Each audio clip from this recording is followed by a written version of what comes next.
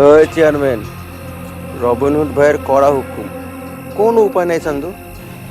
যা বলছি তাই কর, কথা না শুনলে কাল সকালে গলায় দড়ি নিয়ে মরতে হবে তোর। রাখি এখন।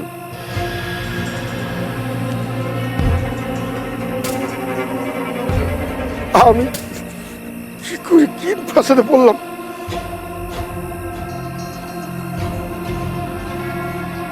হ্যালো হ্যালো জসিম, ওই তুই কই?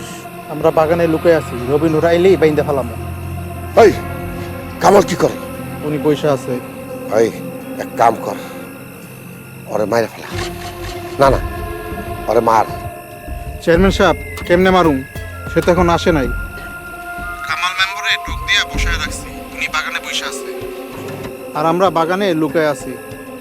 ওই কামালটা মার। জি, কি বলেন? নেটওয়ার্কে ডিস্টার্ব মনে হয়, আবার বলেন। আমি যা কইছি তুই কানে ঠিকই শুনছস।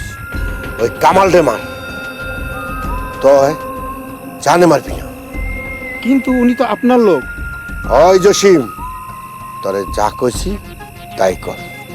ওরে মাইরা মেডিকেলে পাঠাবি, ওষুধপাতি যা লাগে সব আমি দেব। কথা বুঝছস?